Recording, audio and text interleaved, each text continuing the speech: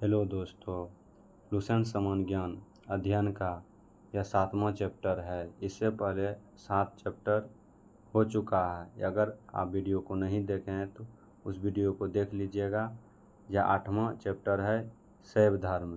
चलिए इस वीडियो को शुरुआत करते हैं। इसमें जितना इम्पोर्टेंट है, परीक्षा में आने वाला है, उसको हाईलाइट से रंग दिए हैं। उसको धीरे धीरे समझते हुए चलेंगे।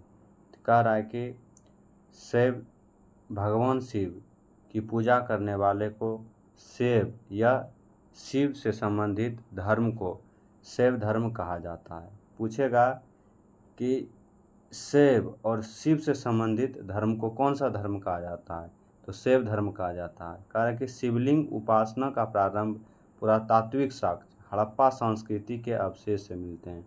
मतलब शिवलिंग का जो उपासना का जो आरंभ हुआ था वह हड़प्पा संस्कृति से संबंधित था।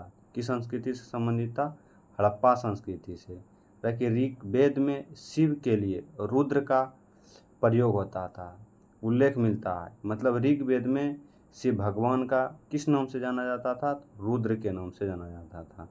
कह कि अथर्ववेद में शिव को भव, शिव और पशुपति एवं भूपति कहा जाता है।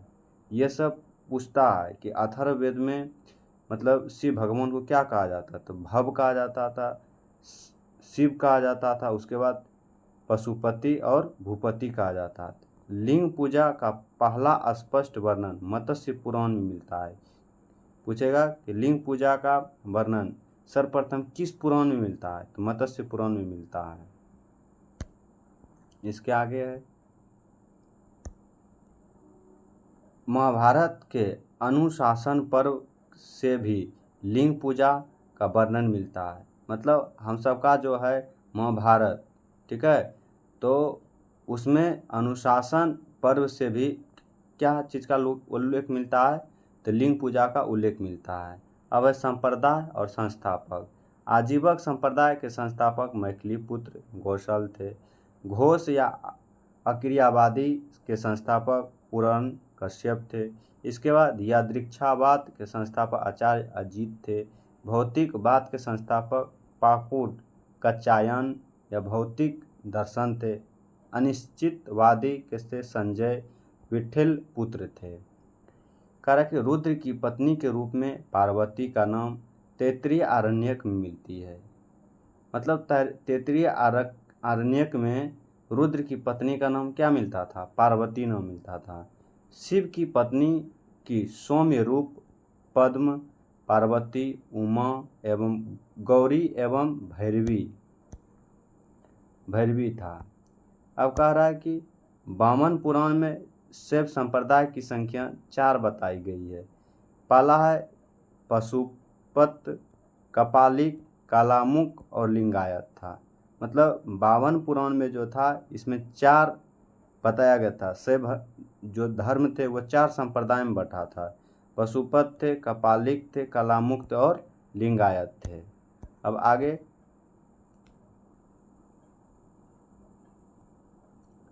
कह रहा है पशुपत संप्रदाय शैव का सर्वाधिक प्राचीन संप्रदाय। मतलब सबसे पुराना कौन है? पशुपत थे। इसके संस्थापक लकुश थे। इसके संस्थापक कौन थे?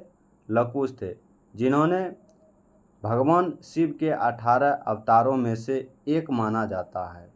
पशुपत संप्रदाय के अनुयायियों को पंचार्थी कहा गया है। इस मत का प्रमुख सिद्धांत को क्या था? पशुपत सूत्र था। श्री कर पंडित एक विख्यात पशुपत आचार्य थे। कौन थे आचार्य? श्रीकर पंडित थे। कपालिक संप्रदाय के इष्टदेव भैरव थे। ये प्रश्न पूछा है कि कपालिक संप्रदाय के इष्टदेव कौन थे? भैरव थे। इस संप्रदाय का प्रमुख केंद्र श्रीशैल नामक स्थान था। इसका केंद्र कहाँ था? श्रीशैल नामक स्थान था। काला मुख संप्रदाय के अनुयायियों को शिव पुराण में महावर्त धर कहा गया। इस संप्रदाय के लोग नरकपाल में ही भोजन, जल एवं सुरापान करते हैं और साथ ही अपने शरीर पर चिता की भस्म लगाते हैं। पूछेगा कि किस संप्रदाय जो शरीर में भस्म लगाता है, तो कालामुख संप्रदाय। इसके बाद है लिंगायत संप्रदाय, दक्षिण भारत में प्रचलित था। पूछेगा कि लिंगायत संप्रदाय किस भारत में संप्रदाय प्रचलित था, तो वह दक्षिण में प्रचलित था। इन्हें जंगम भी कहा जाता था। इस संप्रदाय के लोग शिवलिंग की उपासना करते थे। इसके बाद है शून्य संपादन, लिंगायत का मुख्य धार्मिक ग्रंथ था। बसव पुराण में लिंगायत संप्रदाय के प्रवर्तक अल्लवपुत प्रभु तथा इसके शिष्य वासाव को बताया गया। इस संप्रदाय को वीर शिव संप्रदाय भी कहा जाता है। वासाव व उसका भतीजा चन्ना वासाव कर्नाटक के कलचुरी राजाओं के दरबार में रहते थे। पूछेगा कि वासाव कहाँ रहते थे, कलचुरी कर्नाटक के कहाँ रहते थे, कलचुरी के दरबार में रहते थे। जैनों के साथ कठिन संघर्ष के उपरांत उन्होंने अपने मत की स्थापना की थी। उन्होंने जाति प्रथा का कड़ा विरोध किया और उपासक प्रतिभोज, तीर्थ यात्रा एवं बलि प्रथा को स्वीकार किया। बाल विवाह का विरोध किया और विधवा विवाह को अनुमति दिया। किसने दिया था? वासव ने। उसका भतीजा कौन था? चन्ना वासव, जो कर्नाटक में थे। 12वीं सदी में राजा कुलोत्तुंग सेकंड के शासनकाल में सिक्के कोल्हार द्वारा लिखित तंगुदार पुरामन थे, जिसे थरु ठोंडा या थोगई के नाम से जाना जाता है। तमिल में 5वें वेद के रूप में माना जाता है। अब कह रहा है और यह शैव परंपरा में 12वीं पुस्तक भी है। यह भगवान शिव की पूजा के लिए समर्पित एक भक्ति पाठ है और इसे तमिल शैववाद में एक महत्वपूर्ण कार्य माना जाता है। यह पाठ तमिलनाडु में भगवान शिव के भक्तों द्वारा व्यापक रूप से पढ़ा और सुनाया जाता है। इसे तमिलनाडु में शैव परंपरा के अनुयायियों के लिए आध्यात्मिक ज्ञान का एक महत्वपूर्ण स्रोत माना जाता है। यह तमिल शैववाद के विवाहित कवियों या 63 नयनारों की कहानियाँ बतलाया है।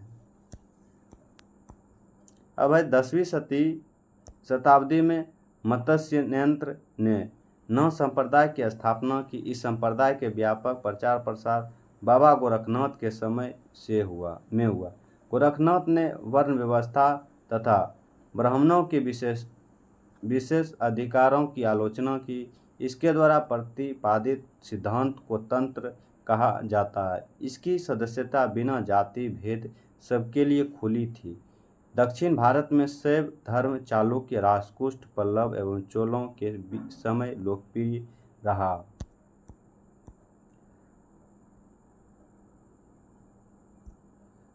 पल्लव काल में शैव धर्म का प्रचार प्रसार नयनारों के द्वारा किया गया।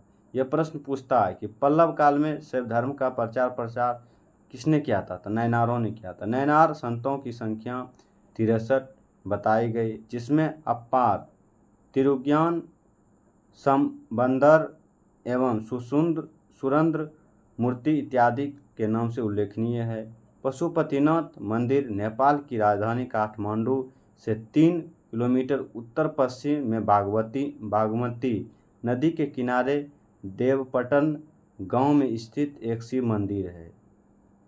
नेपाल के धर्मनिरपेक्ष राष्ट्र बनने से पहले यह मंदिर राष्ट्रीय देवता भगवान पशुपतिनाथ का मुख्य निवास माना जाता था।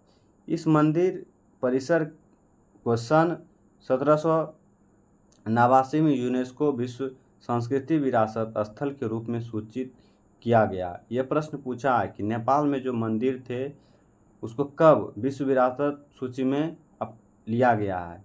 1989। मुख्य मंदिर का निर्माण वास्तुकला की नेपाली पैगोडा शैली में हुआ। एलोरा का एलोरा के प्रसिद्ध कैलाश मंदिर का निर्माण राष्ट्रकूटों ने करवाया। अब है चोल शासक राज प्रथम ने तंजौर में प्रसिद्ध राजराजेश्वर शिव मंदिर का निर्माण करवाया, जिसे बृहदेश्वर मंदिर के नाम से जाना जाता है। कुशाल शासकों ने मुद्राओं पर शिव एवं नंदी का एक साथ अंकन प्राप्त होता है। शिव अद्वैत विचारधारा के मुख्य प्रवर्तक श्रीकांत शिवाचार्य है। इसके अनुसार शिव और ब्राह्मण एक और समान है।